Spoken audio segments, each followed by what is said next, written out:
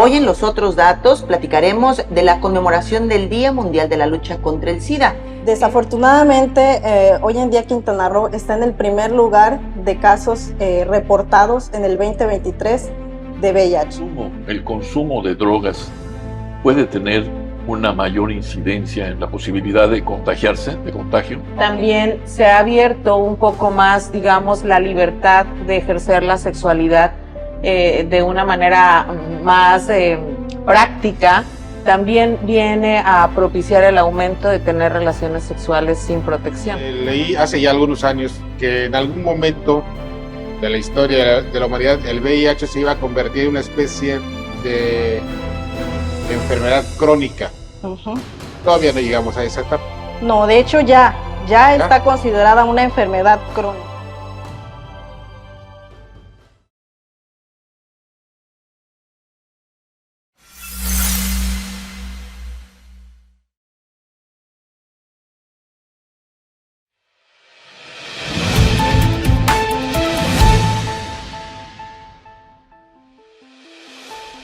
Bienvenidas y bienvenidos, soy Anet Saldo y estos son Los Otros Datos.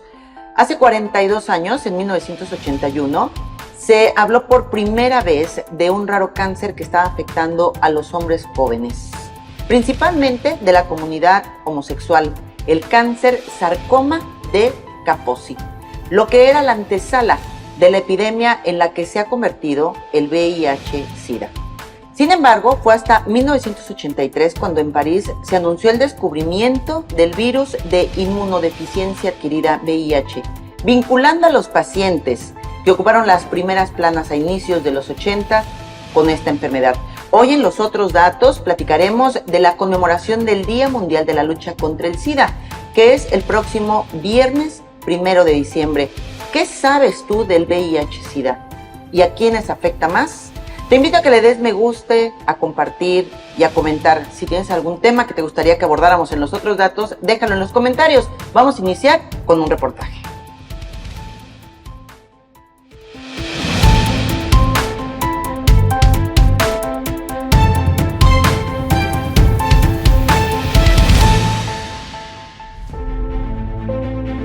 Quintana Roo ha registrado un preocupante aumento en los casos de VIH.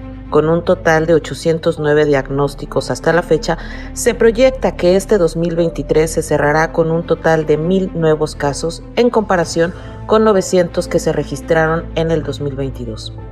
Esta situación refleja la falta de políticas públicas enfocadas en abordar dicha problemática, colocando a Quintana Roo en el primer lugar nacional con la mayor tasa de casos nuevos, con un 41.78%.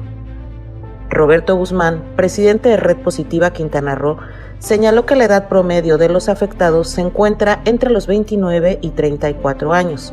Además, es alarmante que los jóvenes de tan solo 16 y 17 años también hayan recibido un diagnóstico positivo. Guzmán atribuye esta situación a la falta de educación sexual y programas enfocados en la prevención del VIH, especialmente durante la pandemia, cuando los jóvenes se vieron privados de la educación escolar y el acceso a la información crucial. El presidente de Red Positiva también señala que la Secretaría de Salud, donde se detecta el mayor número de infecciones, ha reducido las detecciones o no cuenta con el número claro y verídico de los casos. Además, no se ha implementado una campaña para fomentar la realización de pruebas de diagnóstico y brindar atención temprana en caso de las infecciones avanzadas. Recientemente se han registrado hallazgos preocupantes en Quintana Roo, como 5 nuevos casos de gonorrea y 3 nuevos casos de mujeres con VIH. Estos hallazgos resaltan la importancia de detectar y abordar estas enfermedades de manera oportuna, especialmente ante la falta de apoyo por parte del gobierno estatal. En el marco mundial del VIH que se celebra el próximo 1 de diciembre, se llevará a cabo una reunión entre autoridades gubernamentales y los representantes de Red Positiva. Esta será una nueva oportunidad para alzar la voz y exigir una mayor atención a dicha problemática en Quintana Roo. En este Día Internacional de la Prueba del VIH es crucial crear conciencia sobre la importancia de detectar esta enfermedad.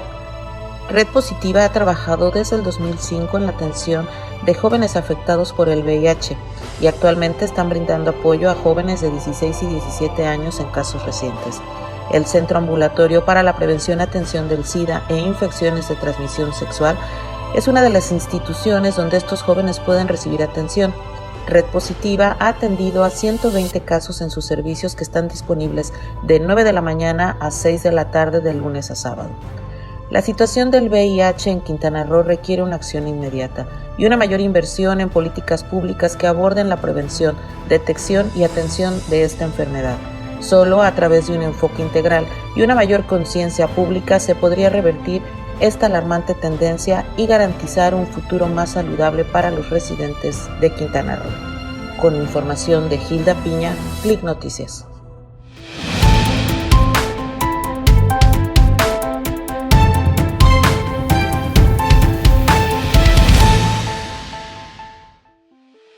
Iniciamos los otros datos. Gracias por estar nuevamente en una emisión más con toda esta mesa de periodistas aliados para ofrecerte un periodismo veraz. Hoy en los otros datos le damos la bienvenida a la doctora Claudia León. Ella es médico tratante del VIH, responsable del turno vespertino de la consulta de Clicida del Hospital General de Zona número 3 del Instituto Mexicano del Seguro Social del IMSS. Doctora, bienvenida y bienvenidos todos. ¿Cómo está, doctora?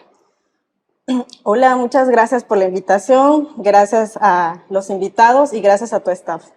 Bueno, pues el día de hoy vamos a arrancarnos.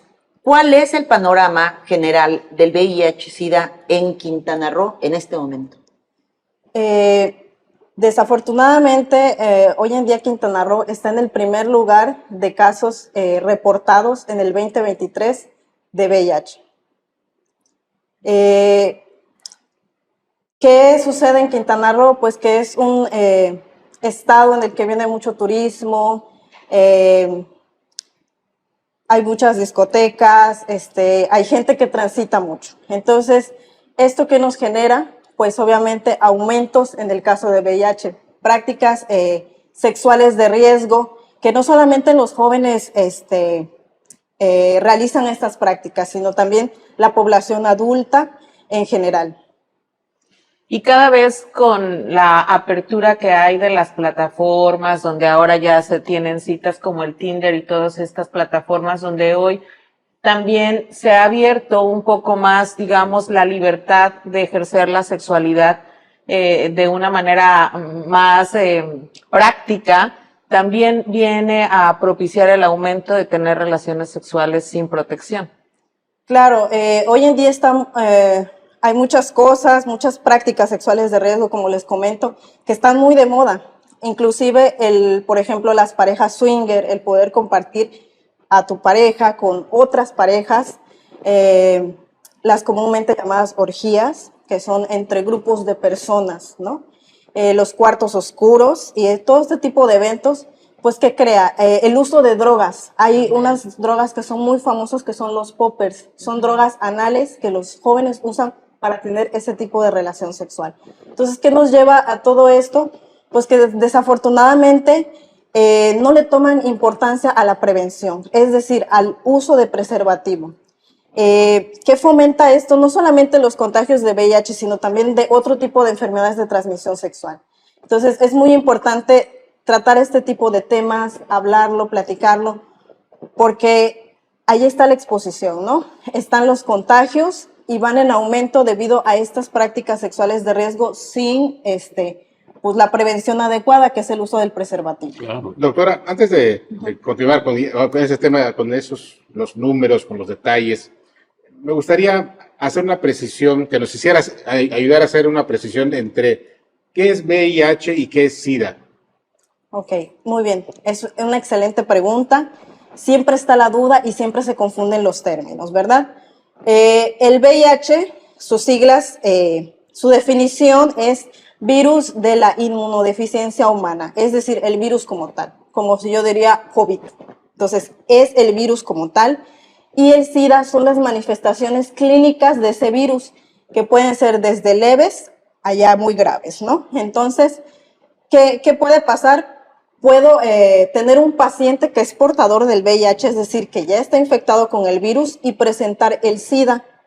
Pueden haber casos en el que el paciente presenta VIH, o sea, tiene ya la enfermedad de VIH, pero no presenta la sintomatología del SIDA, los famosos pacientes que son asintomáticos. ¿Qué quiere decir asintomáticos? Pues que no presentan los síntomas de la enfermedad Y como sin tal. embargo lo tienen. Y sin embargo son portadores del virus. Doctora, hace muchos años, por ahí de los 90, cuando entro, en el 2000, que entro a trabajar a los medios, yo me acuerdo que había muchas campañas, veíamos muchas noticias relacionadas con el VIH, qué pasaba en México, qué pasaba en el mundo, esta promoción de la educación sexual, de utilizar el condón. Y de momento, no sé si es mi percepción, pero de momento dejamos de escuchar campañas intensas de promoción para prevenir cuando todos somos vulnerables y todos somos potenciales candidatos a padecer esta enfermedad si tenemos una vida sexual activa o si se consumen drogas, en fin.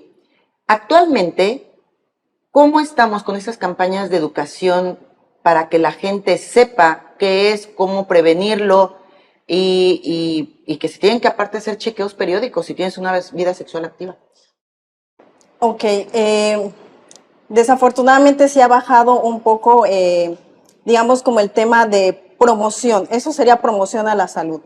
Tuve la oportunidad en algún momento de trabajar con una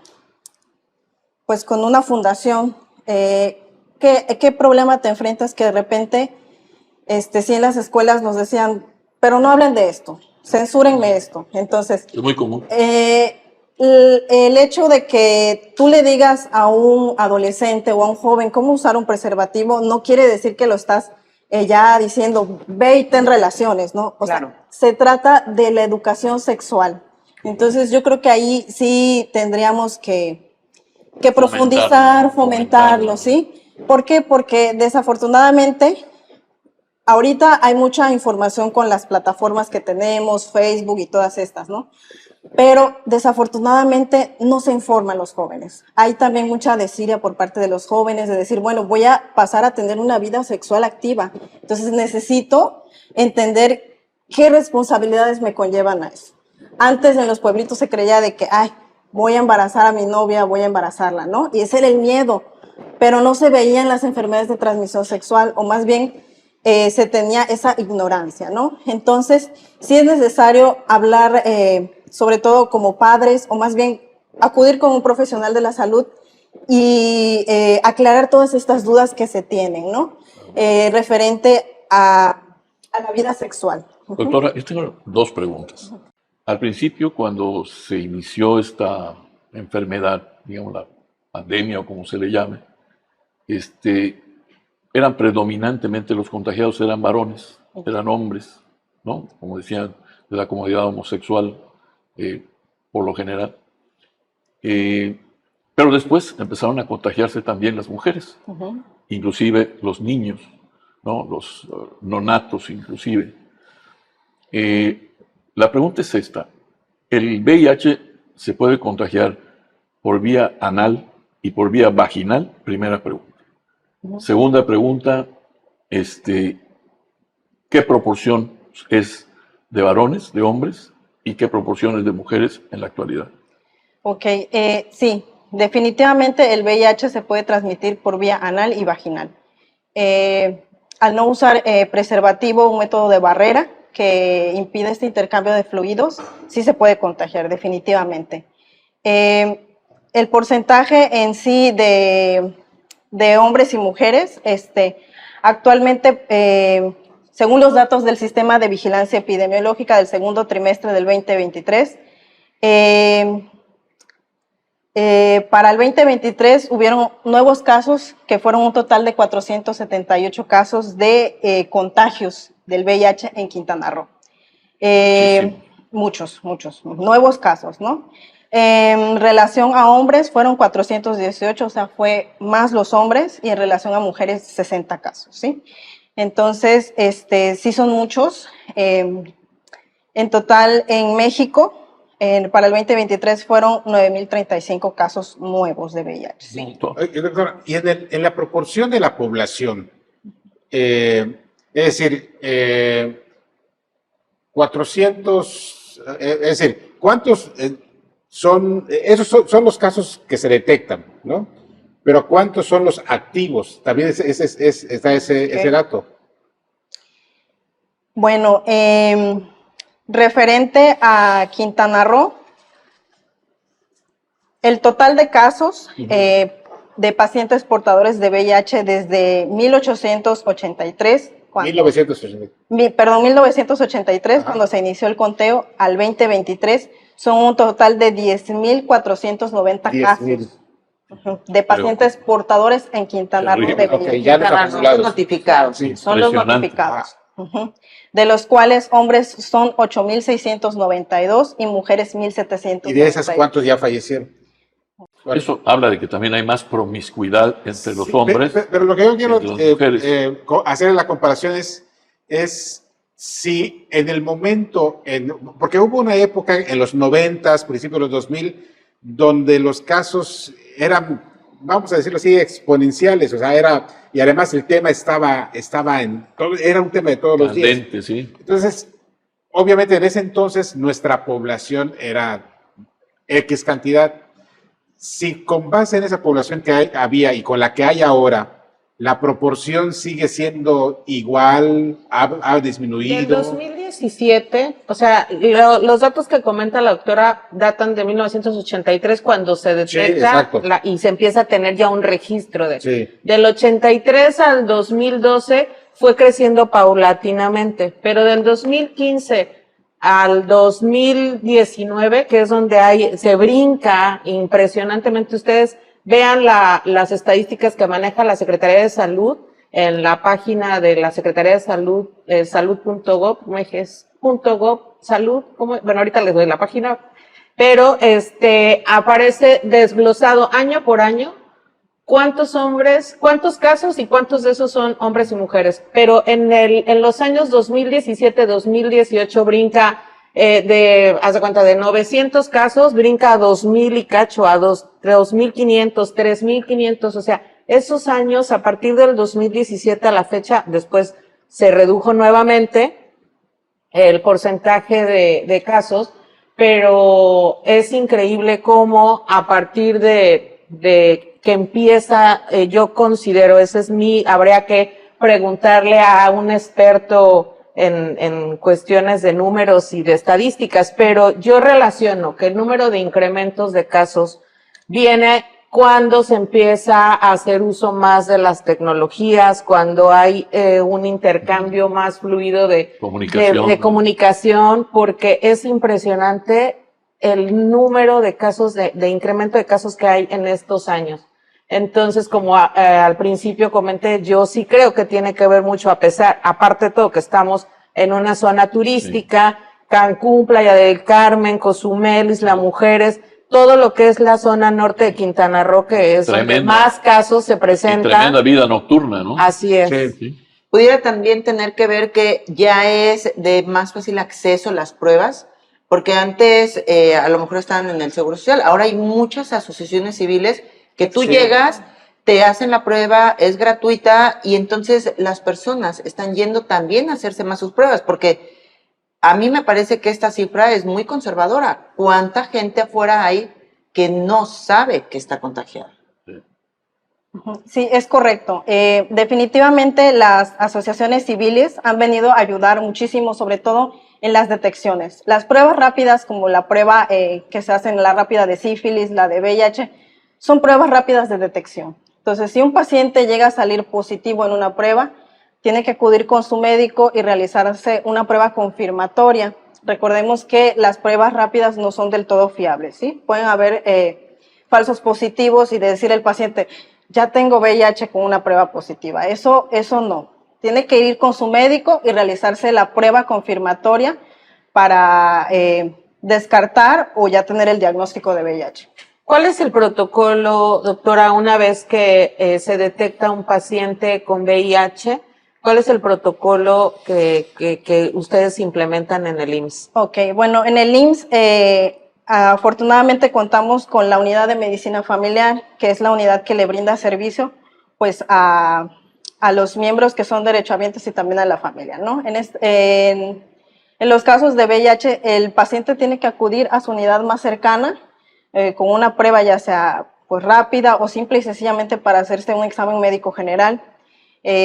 Todos, ¿verdad? Por ley todos, los seres humanos debemos de hacernos al año por lo menos un chequeo, ¿no? Un chequeo. Entonces, ahí se le solicitan las pruebas, no solamente de VIH, sino también las pruebas de detección de enfermedades de transmisión sexual. Entonces, una vez que tienen la prueba confirmatoria, ya el especialista, el médico familiar, nos lo refiere a la clínica de VIH al paciente, ¿sí? Con todos sus estudios, todos sus análisis, de los cuales esos nos van a ayudar a valorar al paciente, a evaluarlo de manera integral. El paciente con VIH es un paciente que se tiene que ver de manera interdisciplinaria, es decir, tiene que ir acompañado del médico, tiene que ir acompañado del profesional de enfermería, porque también en los pacientes con VIH las vacunas son muy importantes, ¿no? Entonces tiene que ir con el apoyo por parte de psicología, el apoyo de nutrición, que es muy importante, ya que muchas veces los pacientes vienen con un peso muy bajo, ¿no? Claro. Entonces, todas estas disciplinas nos ayudan a que el paciente pueda tener una vida completamente normal. Existe, doctora, desgraciadamente no existe suficiente información en ciertos casos. Por ejemplo, yo le preguntaría, usted comentó hace un rato que el virus de inmunodeficiencia, el VIH, se contagia a través de fluidos, de flujos, ¿no? De fluidos. Y le preguntaría algo que, pues como un simple ciudadano le hago. ¿Se puede contagiar por la saliva el VIH? Ok, no. Definitivamente por la saliva no. Hay vías de contagio que están muy especificadas. Dependiendo de la fuente que usted busque, le va a manejar como porcentajes, ¿no? Pero en sí las vías de transmisión del VIH son la que más hay prevalencia, pues es la vía sexual, ¿no? La más, y que también es la más La más conocida. común, la más frecuente, ¿no? Entonces, la más frecuente es la vía sexual, relaciones sexuales, ya sea penetración anal o vaginal, es la vía sexual, ¿no? Y se puede prevenir, pues, con preservativo. Una transfusión sanguínea. Anteriormente, antes de 1986, se pasaba la sangre así, sin hacerle ningún tipo de estudio. Me parece que en Estados Unidos se detectó que se le iba a pasar sangre contaminada a un niño, sangre con VIH. Entonces, a partir de eso, hoy en día y afortunadamente, a las bolsas que se toman para transfusiones se les hacen muchas pruebas, ¿sí? Correctísimo. Sí se ha encontrado que después de que donan, se les hace a la bolsa los estudios correspondientes, los laboratorios, y se detecta el VIH ahí inclusive, entonces no lo saben. Esa es otra vía de transmisión. Los pacientes usuarios de drogas intravenosas, al compartirse las agujas, pues también es una vía de transmisión. Puede ser también, o bueno, más bien es cuando la mamá embarazada se contagia de VIH. Ahí es muy importante, sobre todo, que las personas comprendan que en cada trimestre se le lleva el control a la embarazada y en cada trimestre se le piden las pruebas, todos los análisis. Entonces, ahí se les detecta, ¿verdad? Y se les da el Ha tratamiento. habido casos muy lamentables, ¿verdad? Entonces, esa es otra vía de transmisión. Si la mamá pues toma medicamento retroviral, pues también se puede contagiar por el canal de parto. Entonces, en las pacientes portadoras de VIH sí es indicativo realizarles la cesárea, ¿verdad? Otra vía que también desconocen es cuando el bebé nace completamente sin VIH y la mamá le da pecho. Entonces, la leche materna tiene el virus y el bebé se puede contagiar. Entonces, ahí sí la lactancia materna está contraindicada. Pacientes portadoras de VIH. Oye, doctora, ¿cuánto cuesta mensualmente un paciente de VIH? Bueno, esa es una excelente pregunta, ¿verdad? Afortunadamente hoy en día tenemos una amplia gama de medicamentos retrovirales, es decir, medicamentos que suprimen el VIH. Son muy costosos, ¿verdad, doctora? Son muy costosos. Cuestan mucho, ¿no? Tienen un valor muy alto. Bueno, he escuchado que solamente un medicamento puede costar 30,000 pesos. Ok.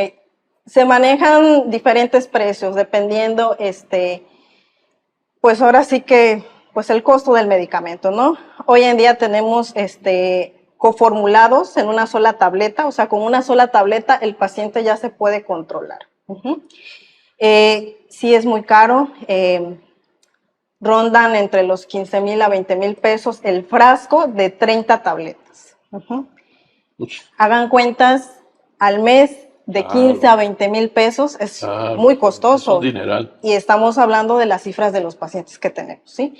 Entonces, ahí sí yo invitaría a los pacientes a que valoren el tratamiento, valoren el esfuerzo que el IMSS hace. Afortunadamente, no ha habido desabasto, quizás algunos problemas de protocolo, ¿no? De que luego llega un poquito tarde el medicamento a las unidades, ¿no? Entonces, sí, quiero invitarles a eso, a que valoren el tratamiento, valoren el esfuerzo que se hace por parte del IMSS, de las autoridades de conseguir este medicamento. Yo tengo pacientes, como les digo, afortunadamente de otras partes del mundo, entonces, sobre todo en Sudamérica, sí es muy comentado de que el gobierno no les costea los medicamentos, o sea, prácticamente dejan morir al paciente.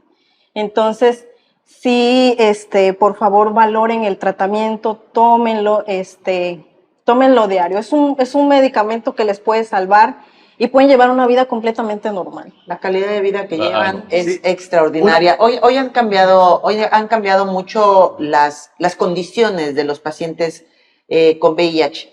Ya los medicamentos, la tecnología ha avanzado, no es curable, pero la calidad de vida la pueden llevar. Vamos a ir un corte, les voy a pedir de favor que me dejen comentarios, que compartan, que comenten, nutran y retroalimenten este espacio que está diseñado y creado especialmente para ti, para todos ustedes.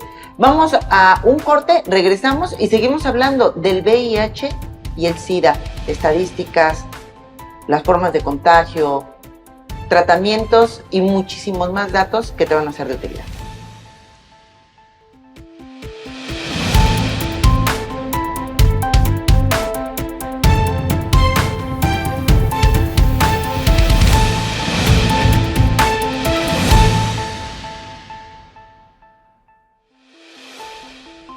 Continuamos en los otros datos hoy platicando del VIH-Sida.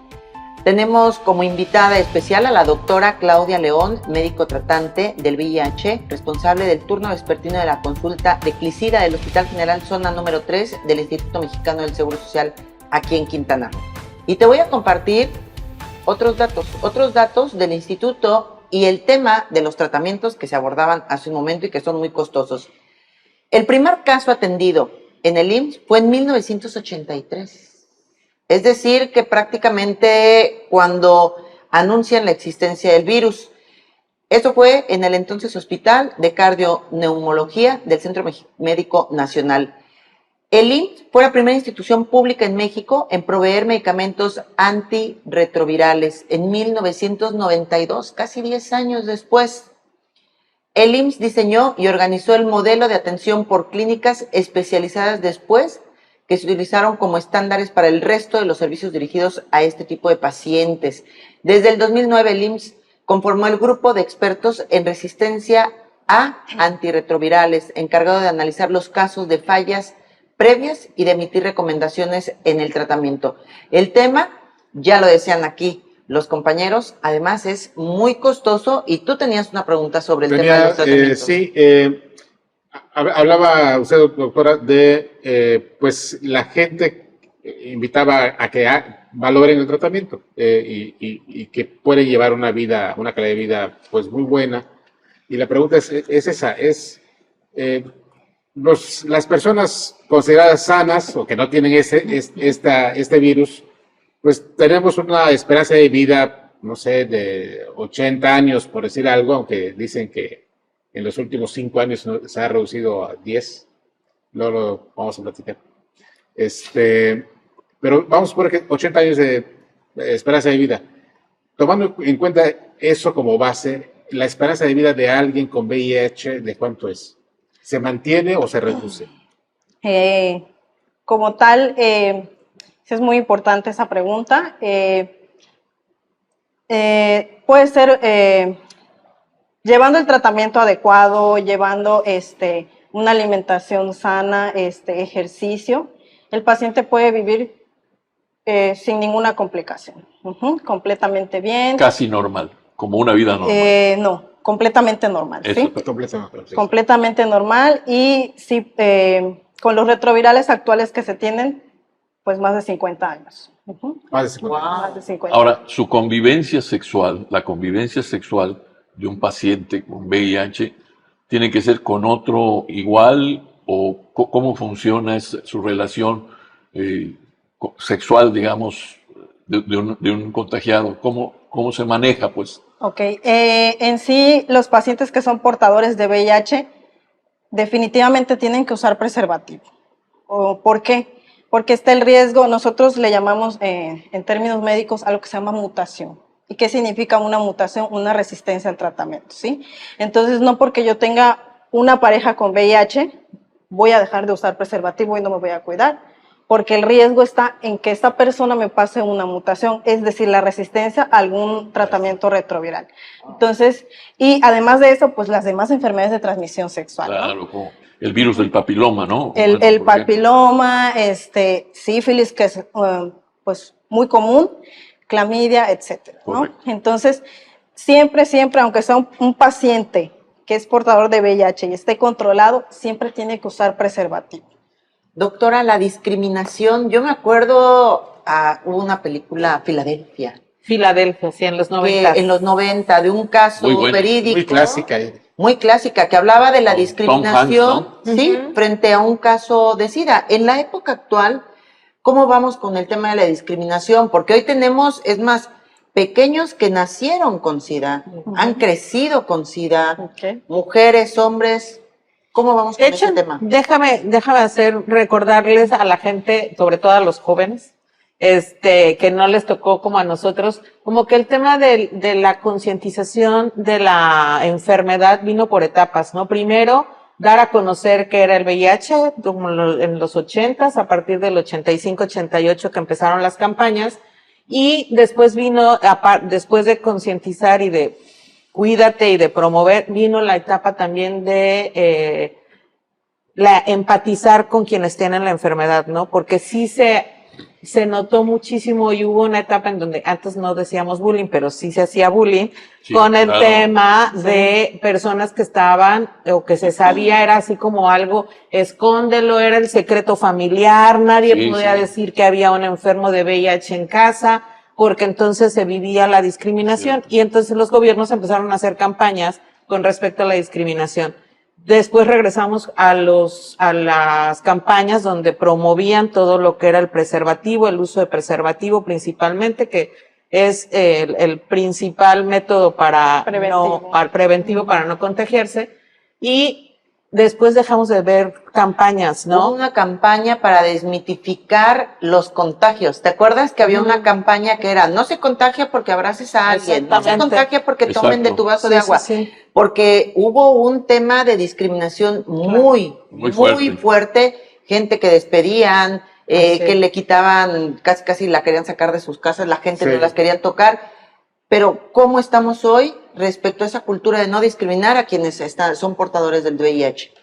Claro, definitivamente en esa época fue muy polémica, ¿verdad? Había mucha censura, y pues no se podía ni hablar del VIH, No, no, se les trataba como si tuvieran lepra, por ejemplo. Exactamente. Correcto. Desafortunadamente, sí me he encontrado con algunos casos, algunas pláticas en los pacientes que sí, ellos en lo personal se sienten discriminados, sobre todo en su trabajo. Por ejemplo, tienen la consulta y necesitan ir y doctor, es que no puedo decir porque voy a consultar porque me van a juzgar. Mi jefe va a saber, se va a saber en la oficina y pues yo no quiero que me discriminen. Entonces, desafortunadamente, y después de toda esta información que tenemos en internet, de las cifras y de todo, y de los contagios que ya hablamos, las vías de contagio, desafortunadamente sigue habiendo esto. La discriminación, ay, no lo voy a tocar porque me va a contagiar, ¿no? O sea, eso es Oiga, muy doctora, equivocado. el consumo de drogas puede tener una mayor incidencia en la posibilidad de contagiarse, de contagio, Ok, ¿o no?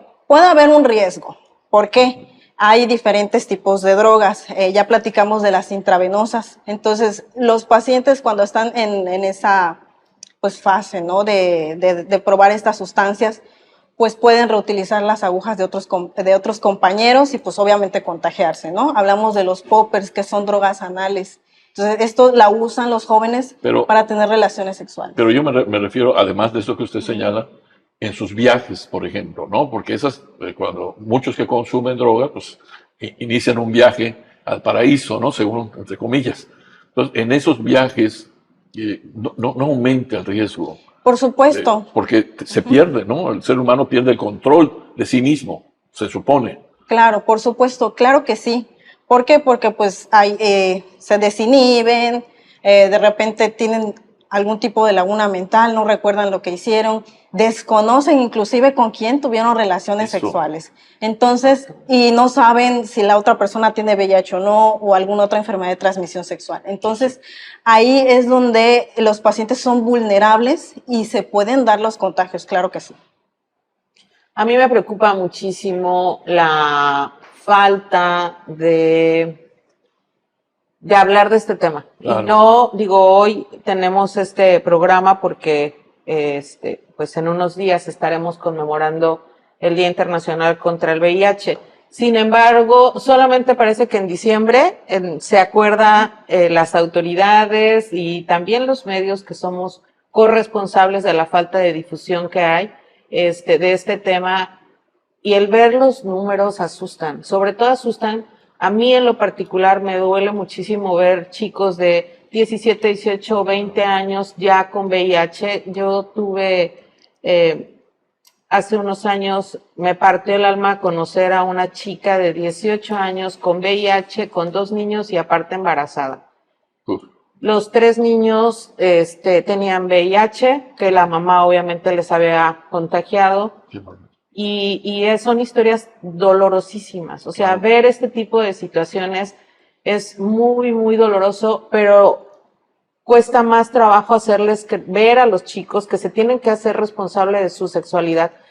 Y me refiero a ellos porque los adultos, de alguna manera, nosotros ya, los que pasamos los 40, estamos, digamos, ya en otra etapa, ¿no? O sea, ya tenemos como más conciencia de lo que estamos haciendo, con quiénes tenemos intimidad y demás, pero los jóvenes en esta onda de hoy todo se vale, porque parece que estamos en la etapa del todo se vale, y créanme que no soy absolutamente nada conservadora, pero sí el tema de que no se están cuidando, no están tomando conciencia de que su sexualidad no es un juego, de que no es de una paleta que te la doy y me la pesas y te chúpala tú y chúpala yo, o sea, no, de verdad, o sea, hay que valorar más el tema de nuestra sexualidad. Ellos tienen que tener en cuenta que están jugando con su vida, que cada vez que tienen relaciones sexuales sin protección es como ponerse aquí la pistola esperando a ver si sale o no sale una bala. La ruleta rusa, ¿no? Es correcto. La famosa ruleta rusa. Entonces, en tu experiencia, doctora, con los casos que te ha tocado, me imagino que has recibido a jóvenes, ¿no? Darles, o que ya recibieron la noticia y te los turna, o tratarlos. ¿Cómo es tener que enfrentar esta noticia a un chico? Bueno, sí, definitivamente es muy difícil porque tratas con jóvenes, ¿no? Jóvenes que dicen, pues sí, ya tengo el VIH, pues ya, o sea, ya me contagié, inclusive me tocó un caso de una señorita que el novio le dijo, yo tengo VIH, pues vamos a cuidarnos. Y ella, no, pues no, ya me voy a contagiar. O sea, a ese grado hemos llegado, ¿no? Entonces, de irresponsabilidad. ¿Por qué?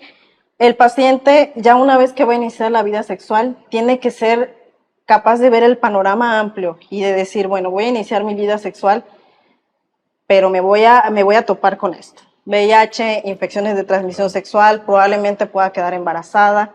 Entonces, el tener relaciones sexuales, pues a nadie se les juzga, ¿no? Hay mucha diversidad, todo el mundo es libre de poder realizar las prácticas que quieren, ¿no? Pero sí, hacerles ver que es algo que les puede cambiar completamente la vida. Completamente, ¿por qué? Hablábamos de la discriminación, desafortunadamente hoy en día sigue habiendo discriminación. Las pacientes con VIH sí pueden embarazarse, pero está el riesgo de poder contagiar al bebé. Entonces, son muchos desafíos y son desafíos que los pacientes enfrentan.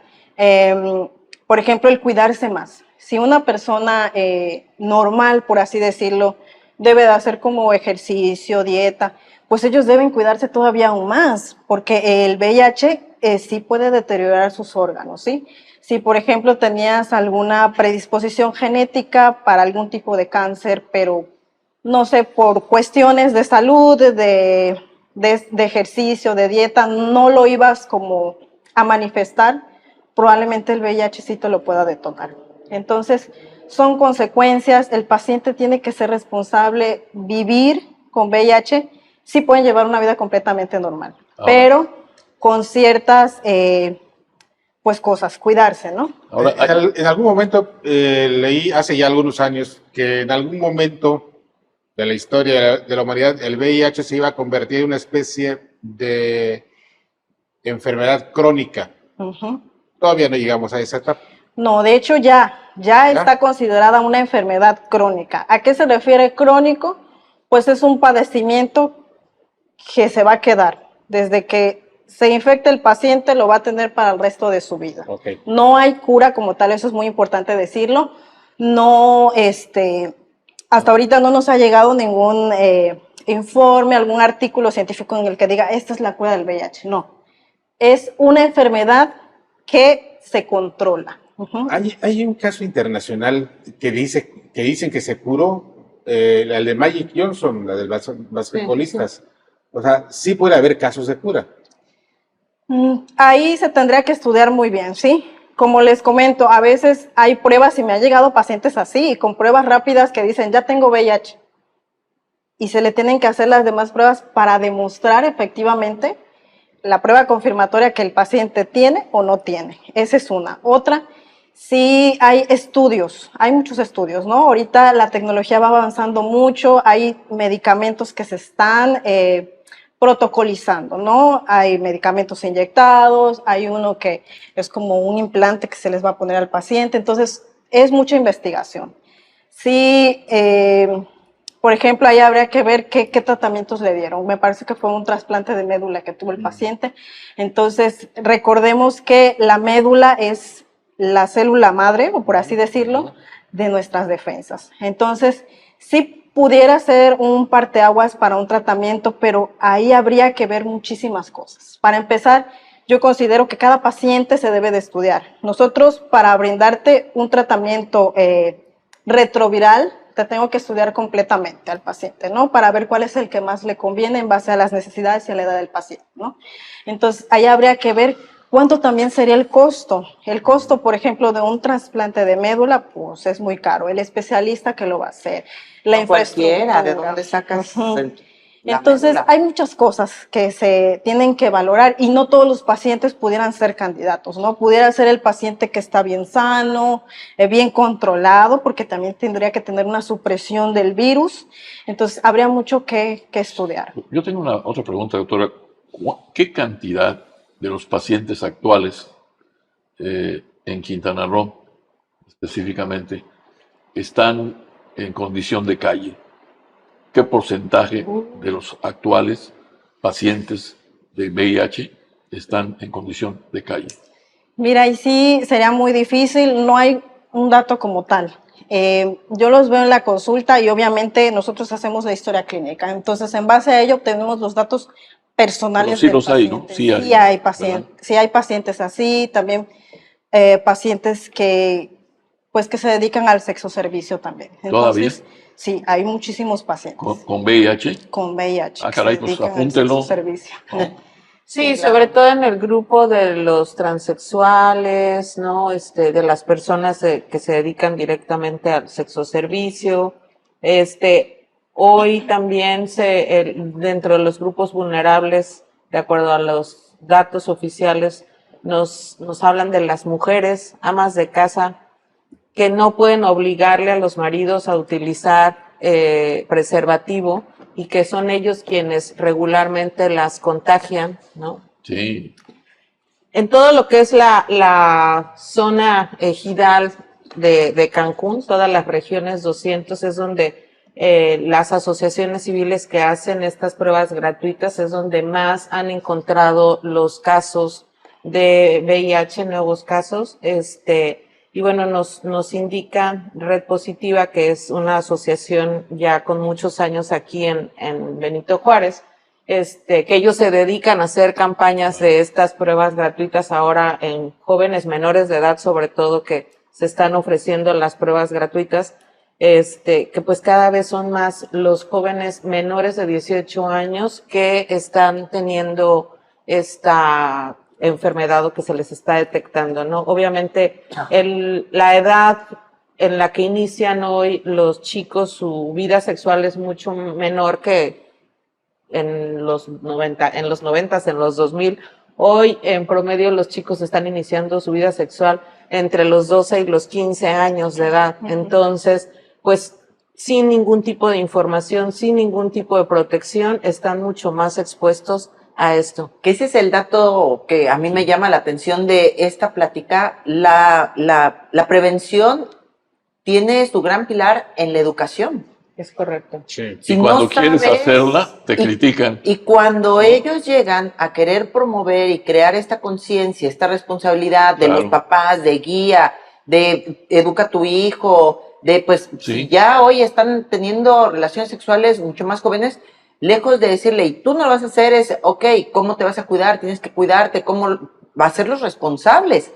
Porque si no, se les puede literal cambiar totalmente el rumbo de su vida y cómo no permiten muchas familias que se les informe a sus hijos. Es que eso y es un absurdo, es un absurdo Sí, claro. que se critique esta clase de información, la información sobre la sexualidad, pero se critica absurdamente, ¿no? Sí, porque además es algo que está pasando, nos guste o no nos guste, Correcto. está sucediendo.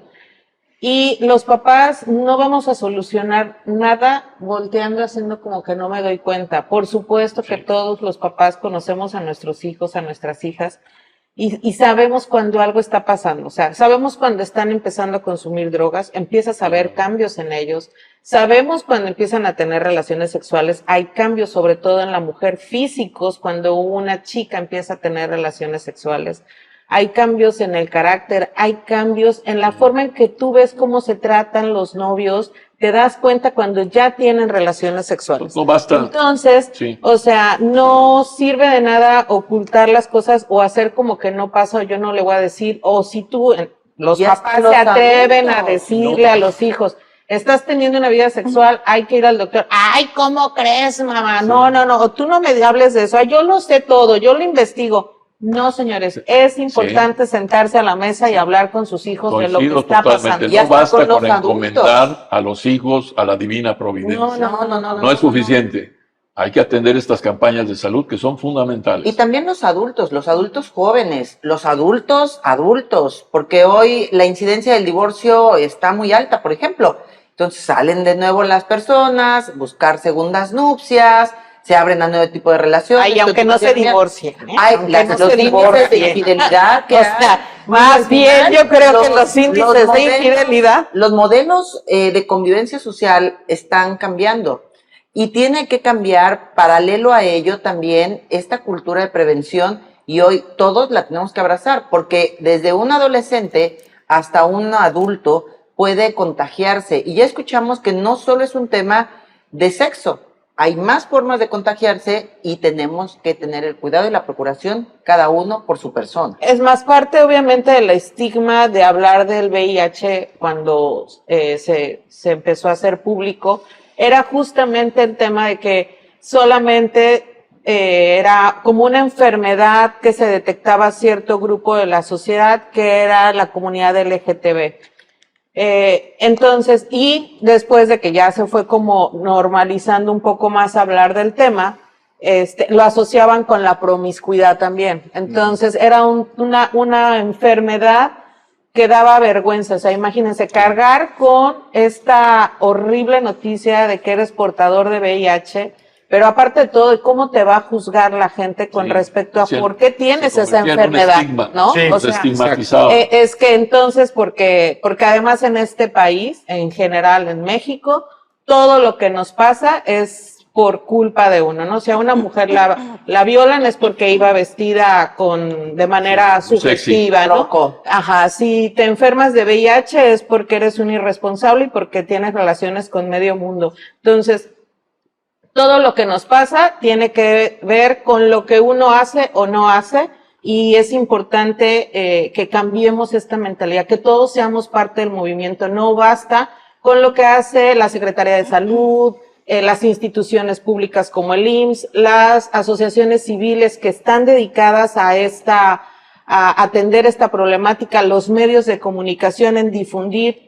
Aquí todos somos parte de la solución, y principalmente la solución está en la casa, con los papás hablando con sus hijos, con los papás haciéndose responsable de su sexualidad también, porque hay muchos adultos que hoy en día tienen relaciones sexuales sin ningún tipo de protección. No importa que sea tu esposo, no importa que sea tu esposa, hay que usar preservativo porque hay que cuidarse de uno. Dicen que la principal responsabilidad que tenemos todos los seres humanos es cuidar de uno mismo, y nadie mejor que tú para cuidarte.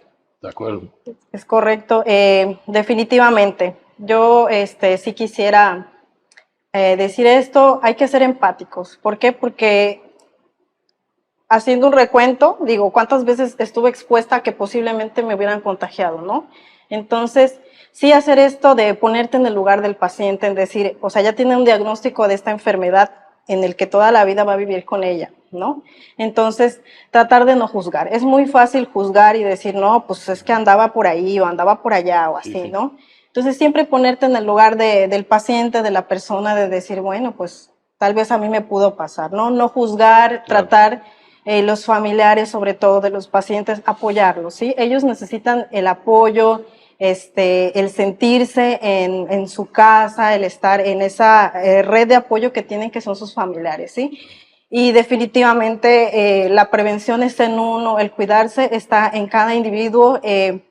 Muy acertado el comentario me ha tocado ver parejas de años, tenemos 20, 30 años de matrimonio y de repente mi esposo me contagió de VIH, ¿no? Entonces, también eso, si van a tener tipo de prácticas sexuales, pues usar el preservativo, ¿eh? Afortunadamente, ahorita tenemos 2 medidas que se están implementando por parte de la OMS a través del IMSS también, que es el PrEP y el PEP, ¿sí? ¿Qué es esto? Pues una profilaxis antes de la exposición, es el PrEP. Digamos que esto se hace para evitar contagios. Es una prevención, no es el tomarse un retroviral, pero no quiere decir que ya con eso no vas a correr riesgo de contagio. Sí, es una prevención. Porque muchas veces pasa que tienen relaciones y se rompe el preservativo, ¿no? Sí. Entonces, si se llega a dar la relación con un paciente portador de VIH que además está indetectable, es decir, controlado del virus, el uso aunado al condón y al uso del PrEP, pues hay menos riesgo de contagio, ¿no? Entonces, ¿dónde podemos encontrar el PrEP?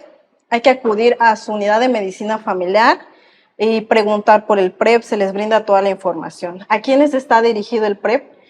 Pues a todas las personas que tienen vida sexual activa, que deseen llevarlo, ¿sí? El PrEP no sustituye el preservativo, ya lo dejamos claro. Para quienes está encaminado, parejas serodiscordantes, es decir, por ejemplo, el esposo tiene VIH y la esposa no. Hay riesgo de contagio, pues porque hay intimidad, ¿no? Entonces, esta es una pareja serodiscordante. La esposa puede tomar el PrEP. Personas transgénero que tienen prácticas sexuales de alto riesgo, ¿no? Como las que ya habíamos mencionado.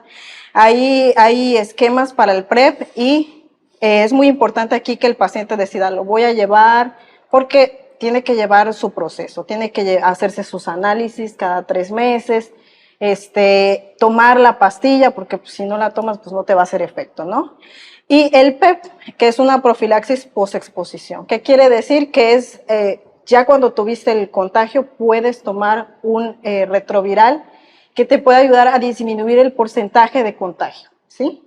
Este PEP es muy importante que los pacientes sepan que se tiene que tomar antes de las 72 horas y se brinde en el área de urgencias. Pacientes que, por ejemplo, sufrieron algún tipo de violación pueden tener acceso a este PEP. Pacientes que tuvieron algún tipo de relación sexual y por lo consiguiente desconocen, se rompió el preservativo y dicen, estoy preocupado, quiero hacer algo, pues me tomo mi PEP, ¿no? Dentro de nosotros, los profesionales de la salud, pues que de repente inyectamos a alguien o nos llevamos el dedito y nos picamos con la aguja, ¿no? O estamos en la cirugía y nos cae fluidos en los ojos, ¿no? Entonces, esto es el PEP, la profilaxis después de una posible exposición al VIH. Y no es de venta libre en las farmacias, ¿no? No. No. En cuestión al PrEP, sí hay medicamentos que se venden, pero en farmacias especializadas. Ujú. Es muy importante siempre, eso también se los quiero aclarar porque luego se automedican los pacientes, entonces es necesario, por favor, que acudan con el profesional de la salud, con el médico. ¿Por qué? Porque el médico es quien le va a pedir los laboratorios pertinentes. Recordemos que al paciente hay que estudiarlo, ¿sí? No, pero me refiero a los PrEP, o sea, a estos. A los medicamentos. Ajá. A estos dos O sea, por ejemplo, la píldora se del día puede comprar siguiente se puede conseguir en una farmacia, Ajá. ¿no? Sin prescripción Sí, médica. porque alguien que no tenga seguro social no va a poder llegar a urgencias. ¿O sí se los dan? Tiene que ser derecho al Derecho vientre, al ¿no? vientre. Entonces, como tal, no. O sea, hay venta, sí, de ciertos retrovirales en farmacias especializadas. El problema muchas veces es que se tiene que hacer como por pedido. Entonces, cuando tú ya vas a tomar, por ejemplo, el PEP, que es después de la exposición, entonces te va a llegar en 4 o 5 días, entonces pues ya pasaron las 72 horas, ¿no? Entonces, después de las 72 horas ya no es efectivo. Chicos, se nos fue la hora volando. Vamos a las conclusiones porque estamos llegando al final de esta edición. Por favor, déjanos tus comentarios, si tienes alguna experiencia, algo que pueda contribuir a retroalimentar a quienes tienen dudas, a quienes ya viven con el virus. Por favor, déjalo en los comentarios. Y bueno, nos arrancamos. Augusto, la conclusión de hoy. Bueno, a mí primero me da mucho gusto esta entrevista con la doctora, una mujer joven, capaz, conocedora, muy conocedora del tema. Y por otro lado, también yo envío un saludo a Sorberta López de Paipit, con quien tengo alguna relación, a quien hemos apoyado en alguna ocasión. Y por cierto, yo les diría, si ustedes tienen por ahí una televisión que ya no les sirve, pero que funcione, desde luego, y alguna cosa que puedan aportar, hay instituciones como el Paipit que atienden a un buen número de pacientes del VIH. Y bueno, a todas esas instituciones, como decía Leslie muy atinadamente, o sea, tenemos que, como sociedad, ayudarnos entre todos, difundir esta información, que es una información sumamente delicada, ¿no? Por esto, este incremento de los casos, pues es motivo de alarma, hay que decirlo así. Y entonces, pues ayúdenos a dar a conocer esto que estamos comentando en este programa, convérselo con su familia, con sus amigos, porque es muy importante difundir este tema para que no se convierta otra vez en una pandemia impresionante como lo fue en algún tiempo el VIH. Julio.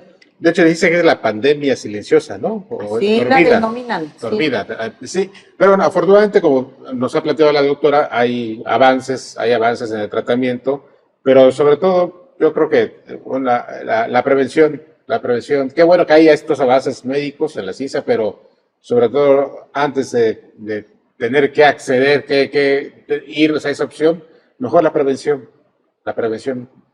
Claro, Nestle.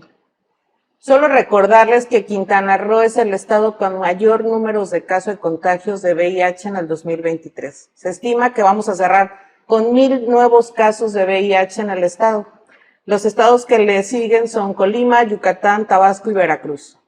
No es un juego, no se trata de una nota sensacionalista, no es un programa que hicimos hoy con la intención de asustar a la gente, sino por el contrario, que tomemos conciencia, que esta información que hoy se les presenta es importante que la compartan, que nos estemos informando continuamente, pero sobre todo que fomentemos y que practiquemos también la responsabilidad de tener una sexualidad responsable, protegidos y que con el SIDA no se juega, con el VIH no se juega. Con nuestra sexualidad no se juega. Cuidémonos todos. Doctora, algo que quieras compartir con todos los que nos están viendo en vivo y que nos vayan a ver en diferido para que cobren esta responsabilidad, este poder de cuidarse y evitar un contagio. Y quienes ya lo padecen, cómo poder sobrellevar la enfermedad. Ok, bueno, invitar a todo el público en general, a los jóvenes que piensan iniciar una vida sexual activa, simple y sencillamente prevención. el saber usar un preservativo, tanto condón femenino como masculino. Se pueden evitar pues muchas enfermedades de transmisión sexual, ¿no?